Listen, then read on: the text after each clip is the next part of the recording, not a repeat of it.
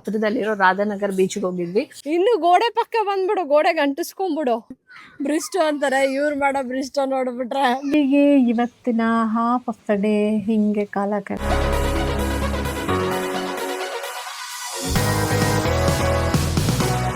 Hi, good morning, ಎಲ್ರಿಗೂ ನಮಸ್ಕಾರ. Welcome back to my channel. ಅಂಡಮಾನ್ನ ಹ್ಯಾವ್ಲೆಕ್ ಐಲ್ಯಾಂಡ್ನಲ್ಲಿ ಇವತ್ತು ನಮ್ಮ 4ನೇ ದಿನ. ಮುಂಜಾನೆ ಬೆಳಿಗ್ಗೆನೆ ಬೇಗ ಎದ್ದು ರೆಡಿಯಾಗಿ ಸ್ಕೂಬಾ ಡೈವಿಂಗ್ ಮಾಡಲೇಬೇಕು ಅಂತ ಹೇಳಿ ನಾವು ಹೊರಟ್ವಿ ನಿಮೋ ಬೀಚ್ ಕಡೆಗೆ.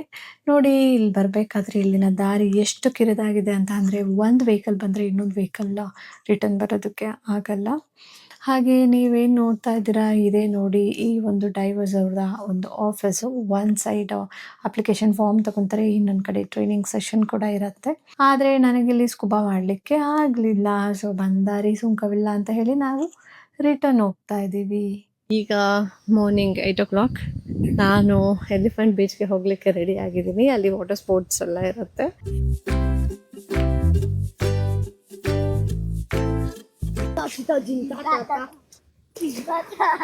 ನೀರು ನೋಡಿದ ತಕ್ಷಣ ಸ್ವಿಮ್ಮಿಂಗ್ ಮಾಡಿದೆ ಅಂತೂ ಇರೋಕ್ಕಾಗಲ್ಲ.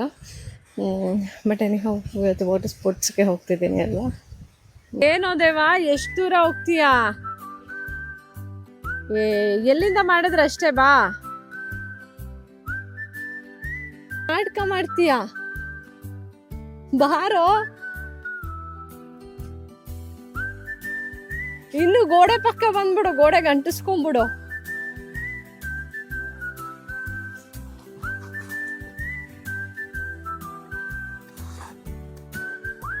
ಬ್ರೇಕ್ ತಗೊಳಂಗಿಲ್ಲ. ಅದು ಹಳ್ಳಿ ಸ್ಟೈಲ್ ಈಜ್ ಮಾಡಿದ್ರಲ್ಲ, ಮಾಡಿ ನೋಡೇ ಬಿಡೋಣ.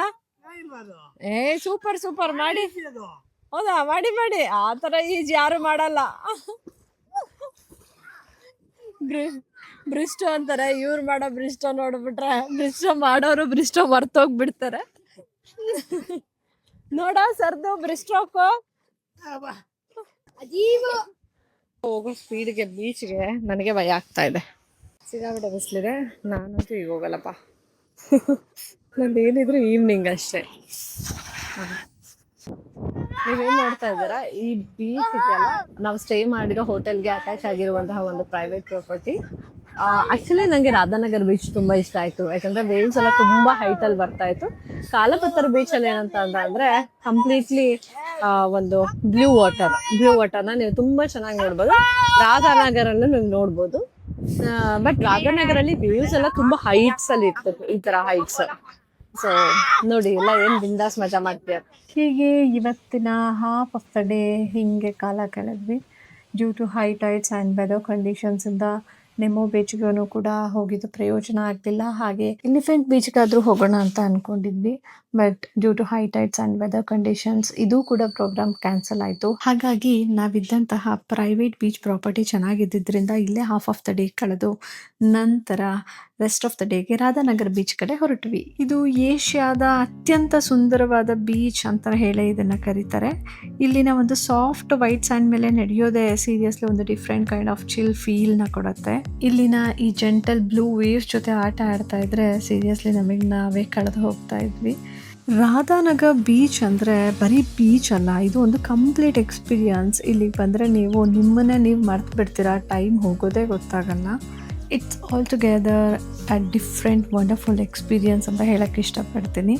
ನಿಜವಾಗ್ಲೂ ಒಂದು ರೀಫ್ರೆಶಿಂಗ್ ಫೀಲ್ ಅಂತೂ ನಮಗೆ 100% ಆಯಿತು. ಉಪ್ಪು ನೀರಲ್ಲಿ ಚೆನ್ನಾಗಿ ಆಟ ಆಡಿದ್ಮೇಲೆ ನಮ್ಮನ್ನಂತೂ ಮತ್ತು ಕ್ಯಾಬಲ್ಲಂತೂ ಕೂರಿಸಲ್ಲ. ಹಾಗಾಗಿ ಡ್ರೆಸ್ ಚೇಂಜ್ ಮಾಡ್ಕೋಬೇಕು. ಡ್ರೆಸ್ ಚೇಂಜಿಂಗ್ ರೂಮ್ ಕೂಡ ಇಲ್ಲೇ ಇದೆ. ಅದಕ್ಕೆ ಇಲ್ಲೇ ಹೋಗಿ ಸ್ನಾನ ಮಾಡಿಕೊಂಡು ಡ್ರೆಸ್ ಚೇಂಜ್ ಮಾಡಿಕೊಂಡು ನಾವಿದ್ದಂತಹ ಪ್ರೈವೇಟ್ ಬೀಚ್ ರೆಸಾರ್ಟ್ ಕಡೆಗೆ ರಿಟರ್ನ್ ಆದ್ವಿ.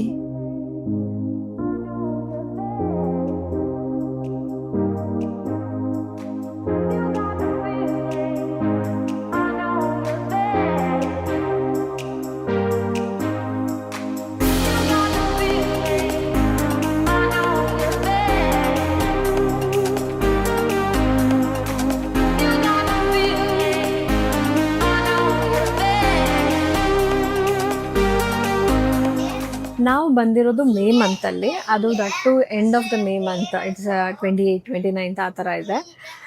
ಈ ಮಂತಲ್ಲಿ ಜನರಲಿ ಮಾನ್ಸೂನ್ ಸೀಸನ್, ಇದು ಮಳೆ ಬರುತ್ತೆ.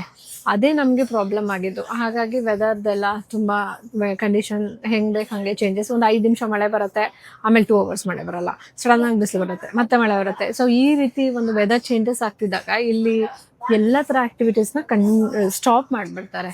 ಯಾವ ಕಾರಣಕ್ಕೂ ನಮ್ಮನ್ನು ಹೋಗೋದಕ್ಕೆ ಬಿಡೋದೇ ಇಲ್ಲ. ನಮ್ಮ ರೆಸಾರ್ಟ್ ಆ್ಯಕ್ಚುಲಿ ತುಂಬ ಚೆನ್ನಾಗಿದೆ.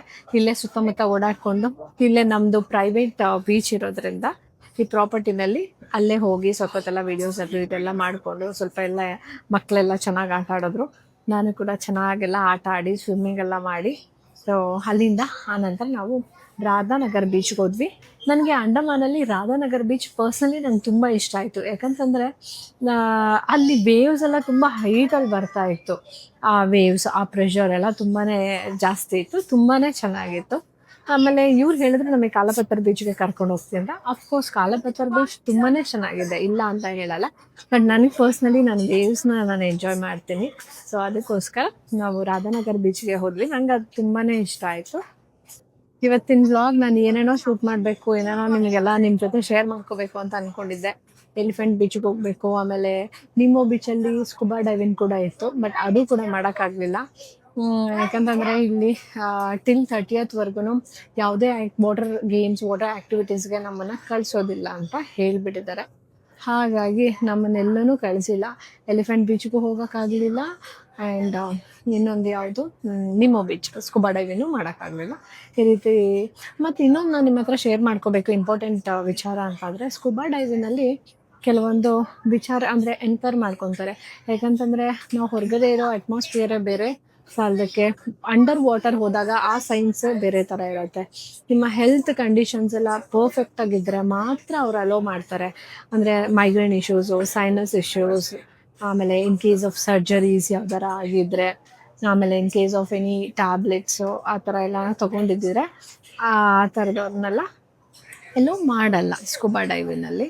ಸೊ ಇನ್ ಕೇಸ್ ಆ ಥರ ಏನಾರ ಇತ್ತು ಆದ್ರೂ ನಾವು ಡೈವ್ ಮಾಡಬೇಕು ಅಂತ ಇಂಟ್ರೆಸ್ಟ್ ಇರೋರು, ನೀವು ಒಂದು ಮೆಡಿಕಲ್ ಸರ್ಟಿಫಿಕೇಟ್, ಒಂದು ಡಾಕ್ಟರ್ ಹತ್ರ ಒಂದು ಸರ್ಟಿಫೈಡ್ ಒಂದು ಮೆಡಿಕಲ್ ಸರ್ಟಿಫಿಕೇಟ್ನ ತೊಗೊಂಡು ನೀವು ಹೋಗಿ ಸ್ಕೂಬಾ ಡೈವಿಂಗ್ನ ಮಾಡಿ, ಆಯಿತಾ, ಮಾಡಿ ನಿಮ್ಮ ಆಸೆನ ಈಡೇರಿಸ್ಕೊಳ್ಳಿ.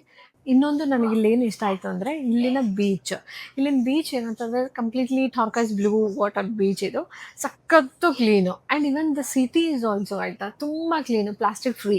ಎಲ್ಲೂ ಪ್ಲಾಸ್ಟಿಕ್ ಕವರ್ ಎಲ್ಲೆಲ್ಲೂ ಬಿಸಾಕಂಗಿಲ್ಲ, ಎಲ್ಲ ಬಾಟಲ್ಸೇ ಯೂಸ್ ಮಾಡಬೇಕು, ಗ್ಲಾಸ್ ಬಾಟಲ್ಸು. ಅಪ್ಪಿತಪ್ಪಿನೋ ಪ್ಲಾಸ್ಟಿಕ್ ಬಾಟಲ್ಸು ಆ ಥರ ಎಲ್ಲ ಎಲ್ಲಿ ಬೇಕಲ್ಲಿ ಬಿಸಾಕೋದು.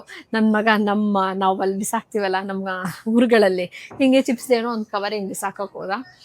ಆವಾಗ ಡ್ರೈವರ್ ಆ್ಯಕ್ಚುಲಿ ಡೋಂಟ್ ಥ್ರೋ ಅಂತ ಹೇಳಿ ಅವ್ರು ವಾರ್ನ್ ಮಾಡೋದು. ಅವ್ರ ಕಾರಲ್ಲಿ ಕೂಡ ಒಂದು ಡಸ್ಟ್ಬಿನ್ ಇಟ್ಕೊಂಡೇ ಓಡಾಡ್ತಾರೆ. ಅಷ್ಟು ಮಟ್ಟಿಗೆ ಒಂದು ಕ್ಲೆನ್ಲಿನೆಸ್ನ ಈ ಒಂದು ಅಂಡಮಾನಲ್ಲಿ ಮೇಂಟೈನ್ ಮಾಡ್ತಾರೆ. ಅಂಡಮಾನ್ ಜನಗಳು ಕೂಡ ಅಷ್ಟೇ ತುಂಬ ಒಳ್ಳೆಯವರು, ತುಂಬ ಚೆನ್ನಾಗಿ ಟ್ರೀಟ್ ಮಾಡಿದ್ರು. ಹೋಪ್ ನಿಮ್ಮೆಲ್ರಿಗೂ ನನ್ನ ವ್ಲಾಗ್ ಇಷ್ಟ ಆಗಿದೆ ಅಂತ ಅಂದ್ಕೊತೀನಿ. ಹೀಗೆ keep watching my videos and please subscribe, share my videos. Thank you. Bye-bye. Keep loving. Take care.